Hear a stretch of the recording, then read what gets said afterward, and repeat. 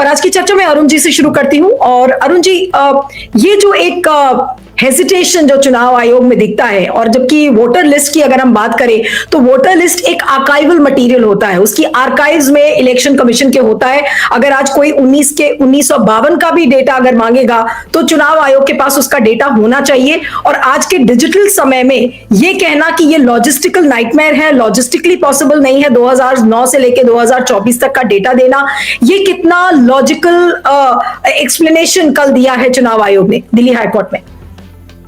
नमस्कार नीलू जी।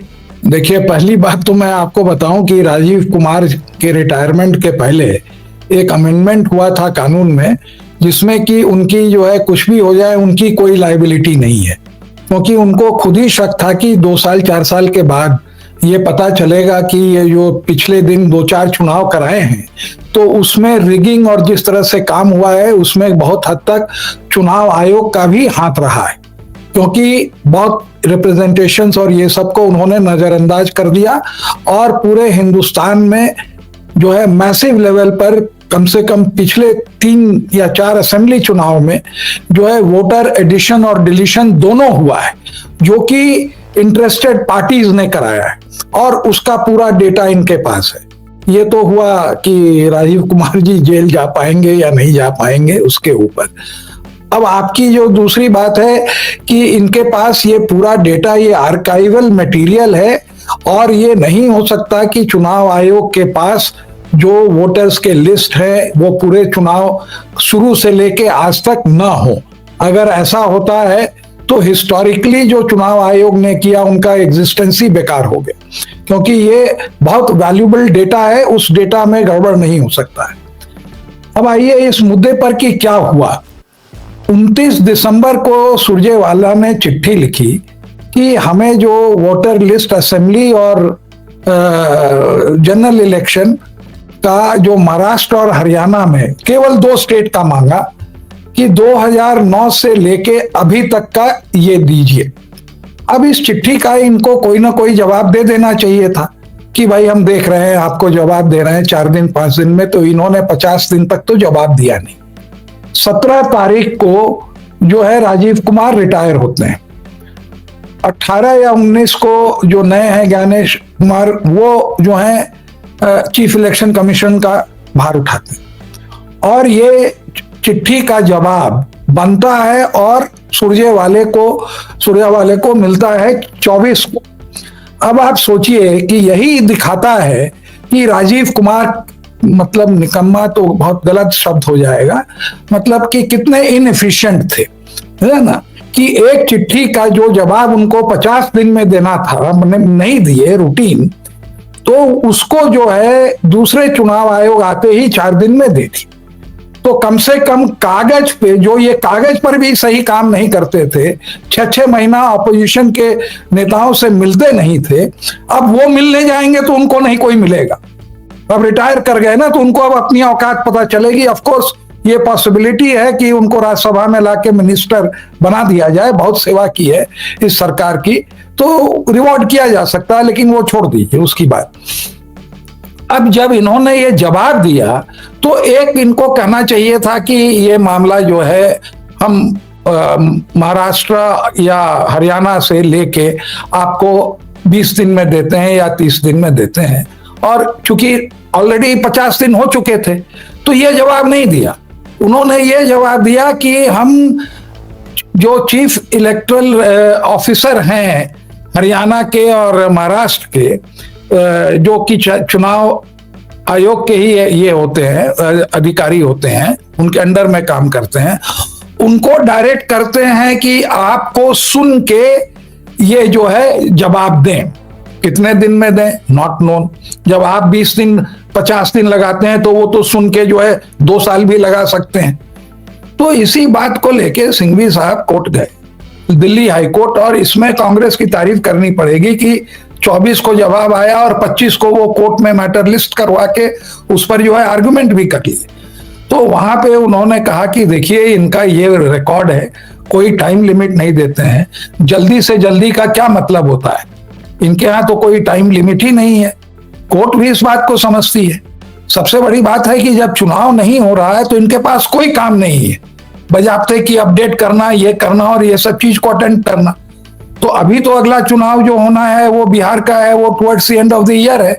तो उसके बावजूद भी इनको कोई हड़बड़ी नहीं पड़ी है और जवाब देते नहीं है। इसका मतलब ये है कि जो चीज उन्होंने मांगी वो चीज उनको कायदे से केवल 24 को मांगना के 2024 का मांगना चाहिए था, जनरल इलेक्शन और लेजिस्लेटिव स्टेट इलेक्शन का, क्योंकि ज्यादा डिस्क्रिपेंसी उसी में हुई है। लेकिन अब उनको क्या समझ में आया, ये क्या तो काम करेंगे नहीं, और करेंगे तो एकदम ऐसा करेंगे कि वो मामला गड़बड़ हो जाए। 2009 से ये मांगे, अगर यही कहते कि 200,000 है ना कि 2009 से उन्होंने डेटा इसलिए मांगा हो ताकि एग्जैक्ट कंपैरिजन मिल सके कि भाई 2009 में क्या धांधली हुई या उसके बाद एक कंपैरेटिव फिगर मिलता, मुझे ऐसा लगता है। आपका क्या मानना है? नहीं, वो ठीक है, अगर मान ले मिल भी जाए तो वो तो सारी सरकारें खत्म हो गई।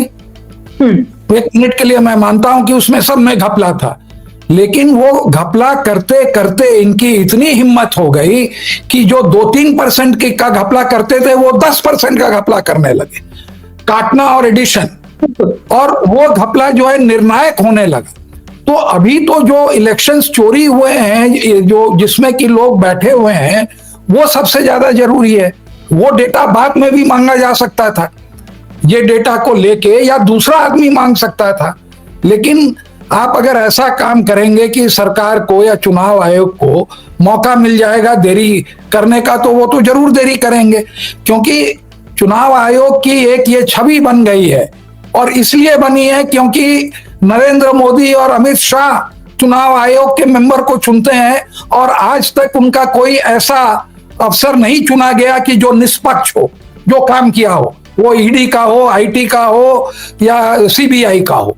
आप हरेक को आप देखते हैं कि, और इसलिए जो एक बॉडी है जो कि एकदम इम्पार्शियल होना चाहिए, उसका भी यही चुनाव करते हैं। और जहां जहां ये जजों में इंटरफियर कर रहे हैं वहां भी आप देख रहे हैं। तो कोई भी आदमी, ये जो चुनाव आयोग वहां बैठा है, उसको यही समझता है कि चूंकि बीजेपी ने सेलेक्ट किया है कि ये बीजेपी के जो है बंदे हैं और ये उन्हीं को फेवर करते हैं। तो इस कारण से उनको अपनी इमेज को ठीक करने में डबली अच्छा काम करना चाहिए कि देखिए, दो हम जो है बीजेपी ने हमें चुना है, लेकिन हम कॉन्स्टिट्यूशन के तरफ प्रतिबद्ध है और हम जो है निष्पक्ष काम कर रहे हैं। ये उनका जॉब है। खैर, यहां तक तो पहला जो स्टेप था ज्ञानेश कुमार का, वो तो सही निकला कि इन्होंने जवाब दिया। तो दिल्ली हाई कोर्ट ने अब इनको डायरेक्ट किया है कि आप जवाब दीजिए।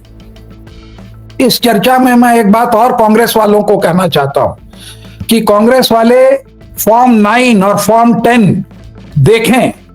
फॉर्म 9 में जो फॉर्म 6 और फॉर्म 8 में जो नए नए आदमी भरते हैं कि हमारा नाम इंक्लूड करिए, एडिशन ऑफ वोट्स होता है, वो सारी एप्लीकेशन का एक वो रिटर्न है, सारे उसमें नाम होते हैं, बट वो होते हैं कॉन्स्टिट्यूएंसी वाइज, बूथ वाइज। तो उनको वहां पर डिस्ट्रिक्ट लेवल और स्टेट लेवल पर उसको कलेक्ट करें। उसी तरह से जो वोट काटे गए हैं वो सारे का जो रिटर्न होता है फॉर्म 10 में होता है, पूरी समरी होती है उसकी, एक एक आदमी के नाम। तो ये दोनों का ये नाम भी नहीं सुने हैं। अपने जितने भी इनके कंटेस्टेंट थे, कैंडिडेट थे, उनसे जाके कहें कि ये सब वहां से उठा के लेके आवे। क्योंकि आप एक बात और देखे होंगे कि अभी दिल्ली चुनाव में 2-3 चीज जो है, राजीव कुमार को जब टाइट किया गया चारों तरफ से, तो एक तो वोटर का इन्होंने इजाफा नहीं किया बाद में, और दूसरा है कि इन्होंने अब की बार नंबर भी दे दिया कि इतने ये थे। और वो टैली, क्योंकि आम आदमी पार्टी और सब सतर्क हो गए थे, तो उन्होंने फॉर्म 17 भी ले लिया था, और दूसरा था कि वो वोटर मैनिपुलेट नहीं कर सकते थे। तो जो इजाफा होता था, ये एक बैक आप देखते हैं कि दिल्ली चुनाव में हुआ ही नहीं। ये क्या दिखाता है कि पिछले बार बेईमानी कर रहे थे, और जो लाइन में जो लगते थे, जिसमें कि वो 75 लाख वोट या कितना महाराष्ट्र में डलवा दिए, वो भी नहीं डलवा पाए। तो एक जो इनकी मैल प्रैक्टिस जो ये कनाइवेंस में कर रहे थे और चुनाव की चोरी कर रहे थे, जो अब लोगों को पकड़ी गई, तो उससे जो है दिल्ली चुनाव में ये अब्यूज बहुत हद तक कम हुआ, और जो इन्होंने खुलासा किया कि वोट एडिशन हुआ, डिलीशन हुआ, उसको भी इन लोगों ने ठीक किया। तो ये सारा हुआ। तो इस बार का जो ये है, आप सही कर रहे हैं कि देर से या सवेर से शिकंजा जो है इन पर कसा जाएगा।